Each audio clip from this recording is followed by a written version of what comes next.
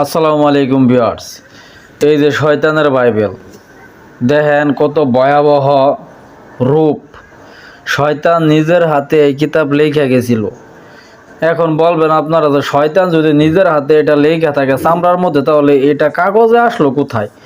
আসলে ভাই, আপনারা হচ্ছেন এক ধরনের ব্যাককেল, তবে সবাই না। কিছু কিছু মানুষ বুঝে, কিছু কিছু মানুষ ব্যাককেল ভানা করে।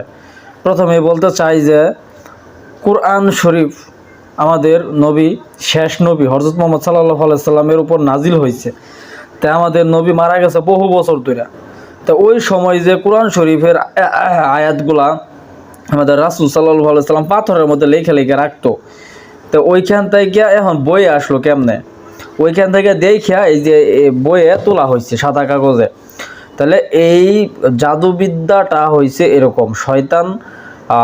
শয়তান প্রায় 2000-3000 বছর আগে এই কুফরি কালামগুলো লেখছে। এই কুফরি কালামগুলো এই বইয়েতে তুলে উল্লেখ করা হয়েছে, সেগুলো দিয়ে এখন মানুষে কাজ করতেছে। তবে এই কিতাবটা অরিজিনাল হতে হইব। প্রথমে দেখতে হইব শয়তানের বাইবেল, ঠিক আছে?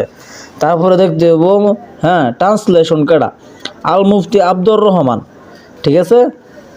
তারপরে এই বাবুল হাসান, আচ্ছা যাই হোক, এটা গোহাটা আসামের একটা কিতাব। আমি দেখাই, এটার ফার্স্ট পাবলিকেশন হচ্ছে 1729, ঠিক আছে? First publication.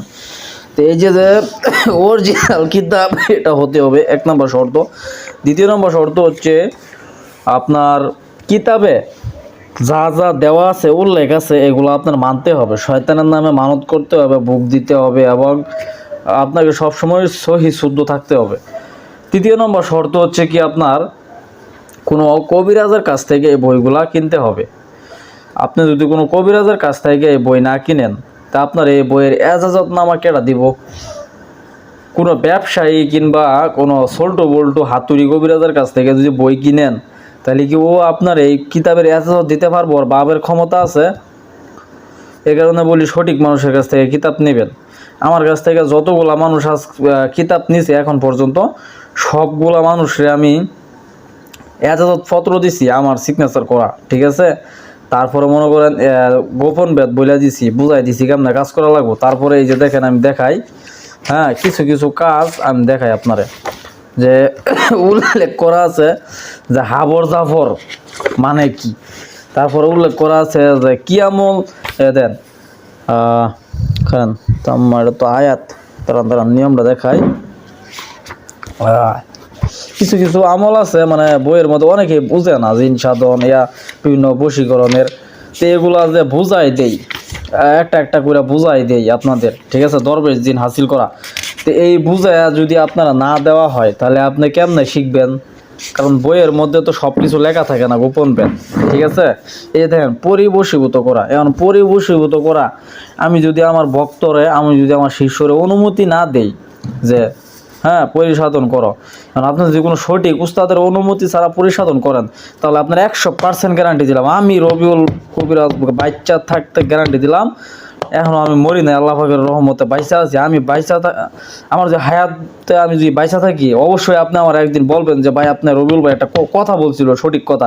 আপনার 100% গ্যারান্টি ক্ষতি হইব, যত বড় আপনার শরীর বন্ধ থাকুক না কেন। সঠিক উস্তাদের এজাজত যদি আপনার না থাকে মাথার উপর, তাইলে ওই শরীর বন্ধ ভালো কাজ হবো না, ঠিক আছে?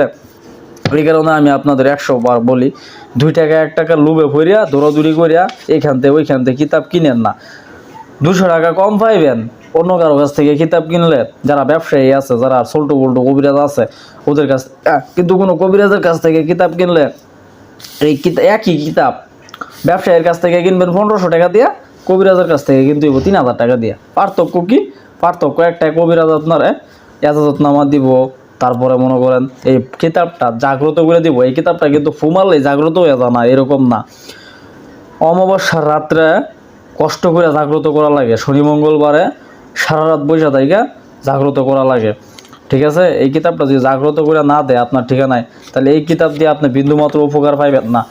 আরও শর্ত আছে, এই কিতাবটা চালানোর অনেক নিয়ম আছে, এগুলো যদি আপনার বিধিবিধান না বইলা দেয় কেউ, তাহলে এই শয়তানের বাইবেল নিয়ে আপনার কোনো কাজে লাগবে না, ঠিক আছে? দেন শানমন্ত্র গুরিকে মন্তার, এখানে লেখা আছে যে শানমন্ত্র এইভাবে এইভাবে করো, কিন্তু এটার বাইরেও একটা নিয়ম আছে।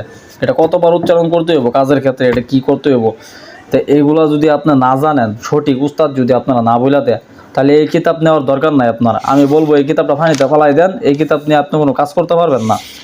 এখন এই কথাগুলো আমি যদি বলতে যাই এখন মনে করেন আমার উপরে সবাই আঙুল তুলবো, ঠিক আছে?